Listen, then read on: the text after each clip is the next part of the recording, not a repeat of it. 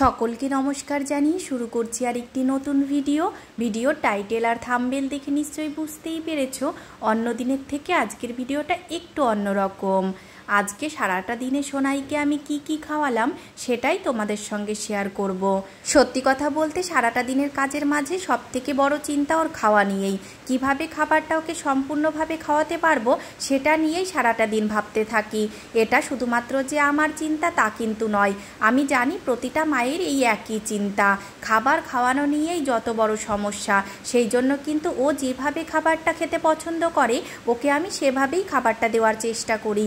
যেমন দেখো এখন সকালের ব্রেকফাস্টটা বানাচ্ছি, মোটামুটি রোজই কিন্তু সকালবেলায় ওকে আমি এই ব্রেকফাস্টটাই দিই। এটা খুব সহজে তৈরিও হয়ে যায় আর ও নিজে হাতে খুব আনন্দের সাথে খেয়েও নেয়, আমাকে নিজে হাতে খাইয়েও দিতে হয় না। এটাকে তোমরা কিন্তু ডিম পরোটা বলতেও পারো। আর পরোটাটা আমি কিন্তু ওকে ঘিতে ভেজেই দিই, যেটা কিন্তু ইসকনের ঘি আমরা সব দিনই খাই, যেটা কিন্তু খুবই ভালো ঘি। দেখো তোমাদের সঙ্গে গল্প করতে করতে কিন্তু আমার পরোটাটা ভাজাও হয়ে গেছে। খুব বেশি কড়কড়া করব না, একদম নরম নরমই রাখবো যাতে ওর খেতে সুবিধে হয়। মোটামুটি 9টা থেকে 9:30টার মধ্যে ওকে ব্রেকফাস্টটা দিয়ে দিই। যেহেতু ওর ঘুম থেকে উঠতে একটু দেরি হয়, মানে 9টার দিকে ওঠে, সেই জন্য ওই 9টার পরে ফ্রেশ করিয়ে তারপরেই ওকে ব্রেকফাস্টটা দিই। ও কিন্তু ঘুম থেকে উঠেই আগে একটু গরম জল খাই, তারপরেই ওকে ব্রেকফাস্টটা দিই, তার আগে ওকে কিছু দিই না। তারপরে দেখো 9টা থেকে 10টার মধ্যে তো ব্রেকফাস্ট হয়ে গেল, এখন বাজে মোটামুটি ওই 11টা মতো। এখন ওকে একটা কলা দিয়ে দিলাম। সারা বছরই কিন্তু রোজ ওকে 1-2 কলা দিই, যেটা কিন্তু ও নিজে হাতে নিজে ছাড়িয়েই খেয়ে নেয়। বাচ্চাদের কিন্তু নিজে হাতে খেতে দেওয়া খুবই ভালো। যেমন সমস্ত কিছু তো ওরা নিজে হাতে খেতে পারে না, এই গোটা টাইপের জিনিসগুলো দানা কিংবা এই যে যেমন দেখো এখন কাজু দিচ্ছি, 12টা নাগাদ ওকে আমি কাজু দিয়ে দিই, ওটাও ও নিজে হাতেই খেয়ে নেবে। যে গোটা টাইপের জিনিসগুলো যেগুলো ধরে নিজে হাতে খেতে পারবে সেগুলো কিন্তু ওকে আমি নিজে হাতেই খেতে দিই। খুব বেশি দেবো না, দেখো মোটামুটি ওই 6টা মতো কাজু আছে, ওই 5টা থেকে 6টা মতো কাজুই দিয়ে দিই। এর সঙ্গে কিন্তু অন্য ড্রাই ফ্রুটসও দেওয়া হয়, কিন্তু একদিনে দিই না, অল্টারনেটিভ ডেতে ওকে আমি ড্রাই ফ্রুটসগুলো দিই। আজ যেমন কাজু দিচ্ছি। বাচ্চাদের ক্ষেত্রে এক এক স্টেজে কিন্তু খাবারের ধরন এক এক রকম। সোনাই যখন ছোট ছিল মোটামুটি ওই 6 থেকে 1 বছর পর্যন্ত একরকম খাবার ছিল, আবার 1 থেকে 2 বছর পর্যন্ত ওর এক টাইপের খাবার ছিল। এখন যেহেতু 2 বছর হয়ে গেছে ওই জন্য খাবারের ধরনটা অনেকটাই পাল্টেছে।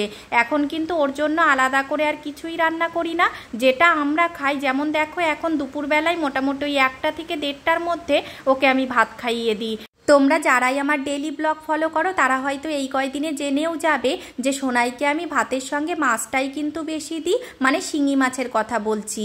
শিঙি মাছটা আনা থাকে, যেটা কিন্তু এক দিন আমি এক রকম সবজি কিংবা শাকের সঙ্গেই রান্না করে দিই। আজ যেমন আমাদের জন্যই রান্না হয়েছে শাক দিয়ে মাছের তরকারি, ওই জন্য ওর মধ্যেই ওর শিঙি মাছটা দিয়ে দেওয়া হয়েছে, যেটা দিয়ে ও দুপুরবেলায় একবার খেয়েছে।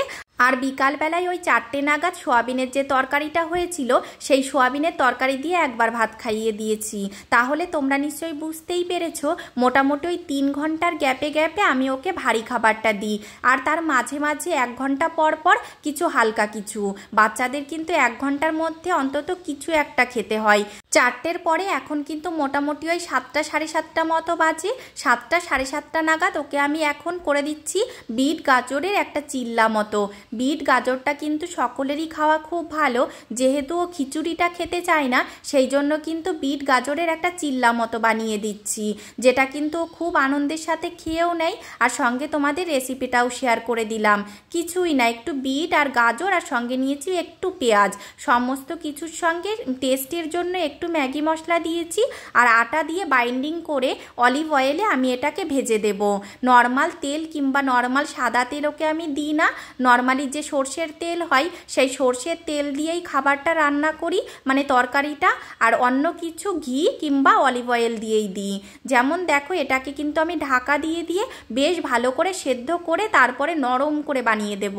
খুব কড়কড়া কিংবা শক্ত হলে ও আবার খেতে চায় না। এটাও যেমন ও কিন্তু হাতে করে নিয়েই খেয়ে নেবে, শুধুমাত্র একটু ছিঁড়ে টুকরো টুকরো করে দিতে হবে, ও কিন্তু নিজে হাতে করে নিয়েই খেয়ে নেবে। এক একটা বাচ্চার খাবারের ধরন কিন্তু এক এক রকম। আমার ছেলে যেটা খায় সেটা কিন্তু আর একজন নাও খেতে পারে। যেমন ওর কিন্তু রোজ একই রকমের রুটিন থাকে না, এক এক দিন ওকে আমি এক এক রকম জিনিস করে দিই। এটা যে আমি ওকে রোজ দিই তা কিন্তু নয়, আজ মনে হলো এটা দিই সেই জন্যই আজকে এটা দিচ্ছি। 4টের পরে মাঝে কিন্তু ও একটা আপেলও খেয়েছিল, যেটা কিন্তু আমি ভিডিও করতে ভুলেও গেছি। 1 ঘন্টা পর পর কিছু একটা দিই, যেমন ধরো বিস্কুট না হলে যাই হোক ঘরে কিছু থাকে সেগুলোই একটা হাতে ধরিয়ে দিই। তোমরা হয়তো সম্পূর্ণ ভিডিওটা ভালো করে লক্ষ্য করলে একটা প্রশ্ন মনে জাগবে যে দুধ দই এই টাইপের কিছু ওকে আমি দিলাম না। সত্যি বলতে এটাই আমার চরম দুঃখ যে দুধ দই মানে দুধের কিছু ও খেতে চায় না। সেই জন্য কিন্তু আমি সবজি ফলের উপরেই একটু জোর দিই। কেন খেতে চায় না সেটা আমি কিন্তু বলতে পারবো না।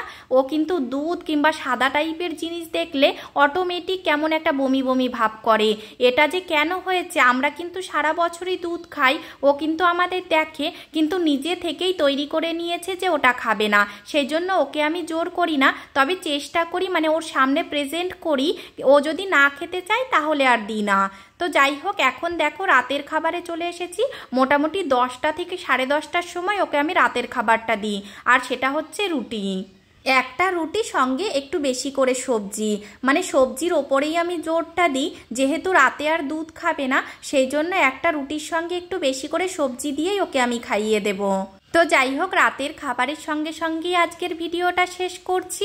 ভিডিও সংক্রান্ত যদি কোনো রকম কোনো জানার কিংবা কোনো রকম কোনো প্রশ্ন থাকে তাহলে কিন্তু কমেন্ট বক্সে অবশ্যই কমেন্ট করতে পারো। আজকের ভিডিওটা তাহলে এ পর্যন্তই, দেখা হবে অন্য কোনো নতুন ভিডিও নিয়ে। সম্পূর্ণ ভিডিওটিতে এভাবে পাশে থাকার জন্য অনেক অনেক ধন্যবাদ।